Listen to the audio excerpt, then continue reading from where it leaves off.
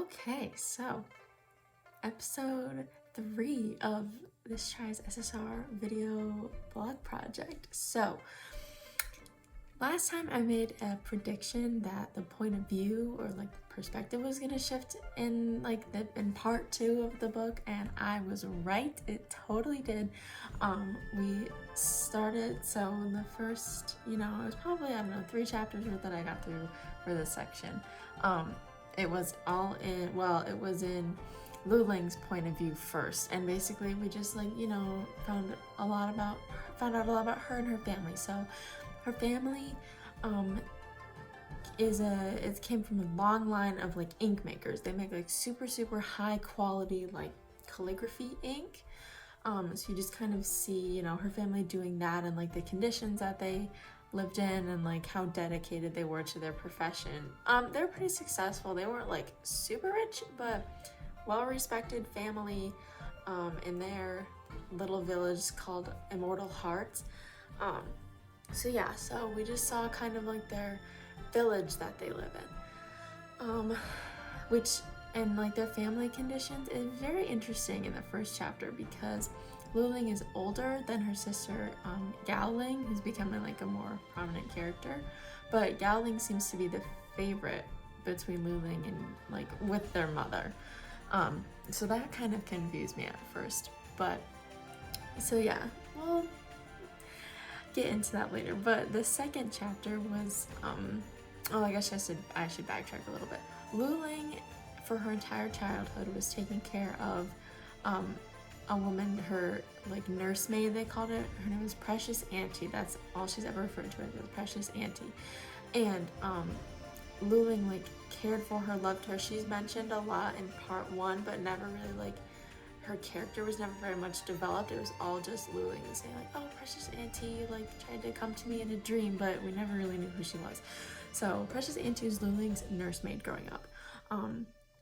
They slept in the same bed. Precious Auntie always took care of Lu Ling, did her hair, got her clothes out, made sure that she was okay. Which is interesting, because you would think that an older daughter would be taken care of by the mother, and Gao Ling was taken care of by their mother. So that was I thought that was interesting, but that kind of plays into, the theme of mother-daughter relationships, and, this one again is kind of a little bit wonky. So yes, the second chapter is in Precious Auntie's perspective, and this is where she becomes a major player in the story. We find out that Precious Auntie, she was meant to be married.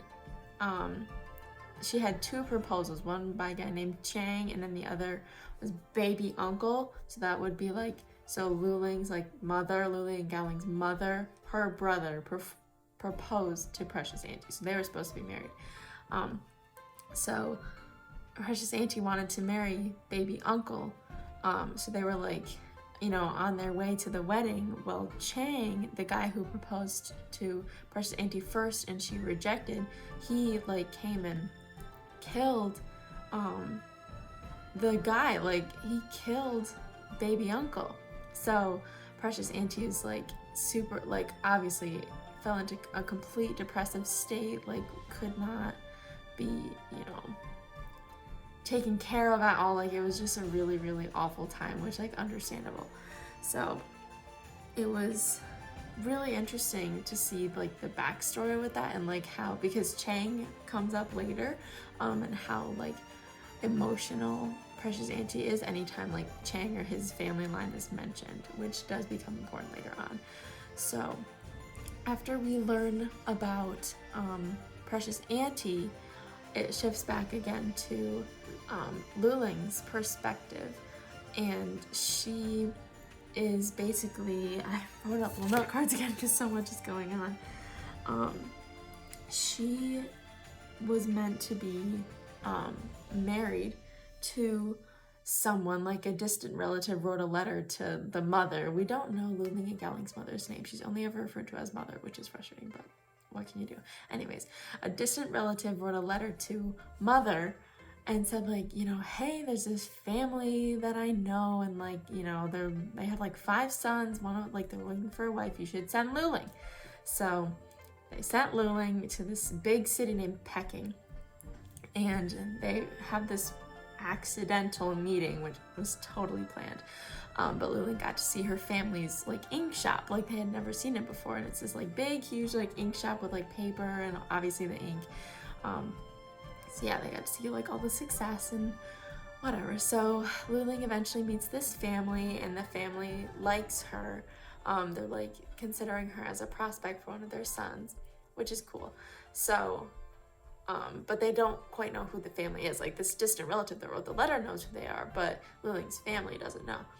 So she gets back home to Immortal Heart and like her family, and they come to find out that the family that Luling is supposed to marry into is the Chang family.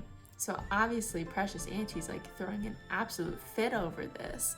But Luling's like super upset. She's like, no, I don't need you anymore. I'm 14. She's 14. I'm 14 years old. I can handle myself. Like, you need to stop coddling me, blah, blah, blah, like being a teenager. Which was also interesting to see. Little side note. It was interesting to see her being like just a normal rebellious teenager. Like, I just didn't expect that, but I really enjoyed that, like, that side of her. Anyways, so Precious Auntie was like, you know what, whatever, blah, blah, blah, like totally upset. And wouldn't, like, Luling and Precious Auntie did not talk to each other at all for like days. And then like the day before Luling is supposed to go back to Peking to like meet with this family again, the Chang family again, Precious Auntie gives her this like whole stack of papers and like, is here, you know, this is my story, like read this and tell me how you feel. Well, Luling did not read the whole thing, because she saw somewhere in there that said like, and this is why I hate the Chang family, and she didn't read it. Well, at the end of the paper, like at the end of all these, like this big long note, it's revealed that Precious Auntie is actually Luling's mother. And this mother character isn't. Precious Auntie is the mother. But Luling doesn't know this, so when Precious Auntie is like, well, how do you feel about me now after reading it? Because Luling lied and said she read it. She was like, nothing, no different. I don't feel any different. I'm still leaving. Like, there's nothing you can do. Oh, quick side note right here. Luling has no idea, does not know anything about the whole, like, Precious Auntie and Chang thing. Has no clue about the history with all that. So the fact that not only did Luling lie and say she read the thing and knows that Precious Auntie is her mother, but also about Chang's betrayal and is still wanting to marry into this family, salt in the wound. Just wanted to mention that. Luling has no idea. So Precious Auntie like storms off and, you know, doesn't come back throughout the night. Well, the next morning her body is found in the basement where they make the ink. And like this culture that they're in, ghosts are like a huge thing. So the Chang family and Luling's family were like, you can't go, like your ghost, like this Precious Auntie's ghost is gonna like haunt everybody, blah blah blah. So Luling doesn't end up going, and because of this ghost curse, like Precious Auntie haunting them, the ink shop in Peking burns down, and like the family loses everything, and it's just this whole ordeal. So they're trying to like call in this like ghost catcher to like catch the Precious Auntie's spirit so that she'll stop like haunting them and ruining their lives.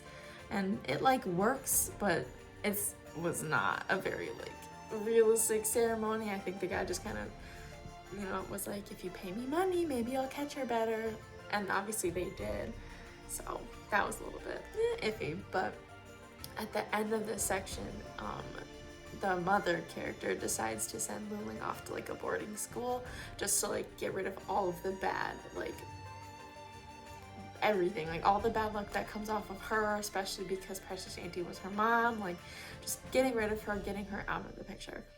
So yeah, that is where we left off. I know there's a lot of information, but so much happened. I thought the last section was an emotional roller coaster. This one was like a million times worse. I could not believe it. And I left out so much stuff too. I'm talking for 9 minutes and I left out like so much stuff. That was just the major points. So yeah, themes real quick. Obviously mother-daughter relationships, I talk about that all the time. It's developing, we can skip that, but I'm noticing a new one, which is like secrecy. I kind of saw it developing in part 1 with like Luling not telling Ruth like a whole lot and like not getting super specific into details. But now secrecy, obviously, because Precious Auntie never told Luling that she was her mother, and Luling only found out after Precious Auntie died. So secrecy is obviously like a huge theme in this book, and it's like just developing more and more, and I would not be surprised if like it switches back to like Ruth's point of view, that we're gonna get like more of that whole secrecy and like history being exposed and stuff. So yeah, this is getting very interesting. I'm loving it. I hope you can see how like passionate and excited I am about this book. Obviously I just talked for 10 minutes about it. Sorry this one was so long, but there's just a lot we need to get through. So see you in the next one.